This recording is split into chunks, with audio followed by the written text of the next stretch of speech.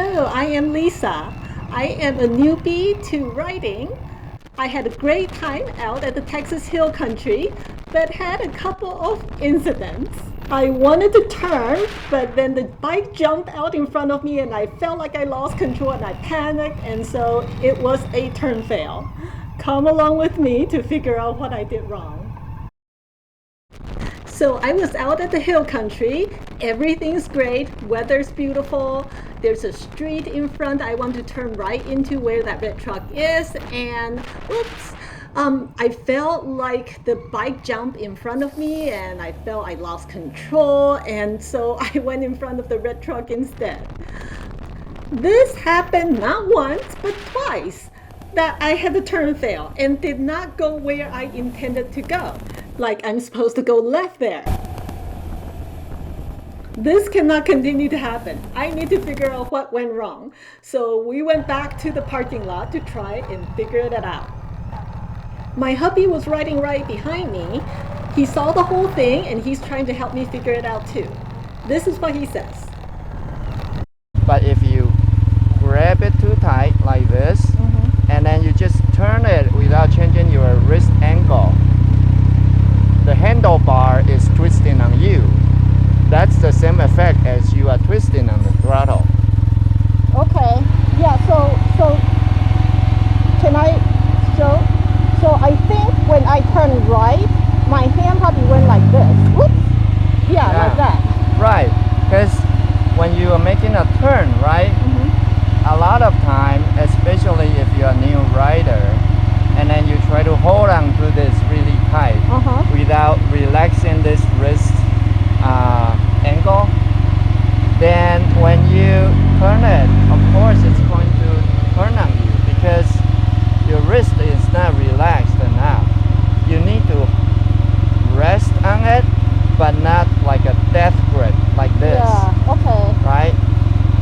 That way you can still control the throttle and making the turn. See, I can keep the throttle revving at the same speed and then I can make a turn. See? Okay. You hear the engine sound is pretty much the same, right? Right. I don't think I do that. Right. So what happens is probably like when you try to make a turn, and a lot of people, if they are not familiar with the throttle and then you try to grab it like this, of course it's going to I lose control. Yeah, it's going to jump out, right? Yeah. So looking at this clip again, I'm turning. Oh, you see that? My grip must have been so hard that I turned the throttle without intending to when I turned the handlebar. And so I didn't feel like I had control, but when in fact, I probably made it go fast. Thank you, red truck, for not pulling out so I didn't crash into you. So I think the most highest probability is that because your wrist angle has not changed, but the handlebar angle changed. And my wrist changed, and I hit on the throttle. That's the same effect as you are twisting on the throttle. That's probably why I lost control. Right. So that's one thing you can practice on is when you're making a turn, making sure that you really relax your wrist. You still want to have control of your handlebar, but you just don't want to tighten up. Okay. So we practiced by me following my husband around the parking lot as we make turns around some lamppost. And I just really paid attention to that right wrist to make sure that I know where my wrist position is and that I do not unintentionally engage the throttle.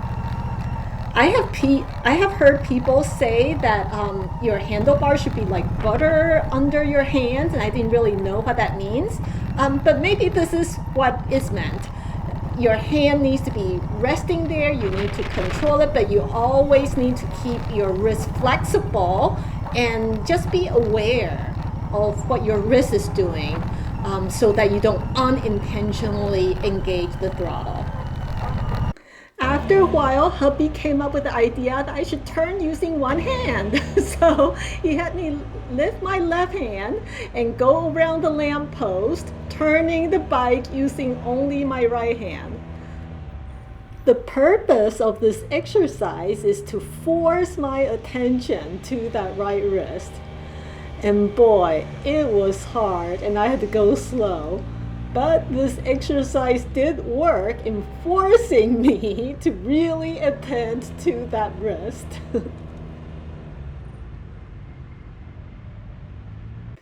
Next, hubby wants me to take my hands off and step on the brake to see if I had to take my hands off for whatever reason, can I still come to a stop safely?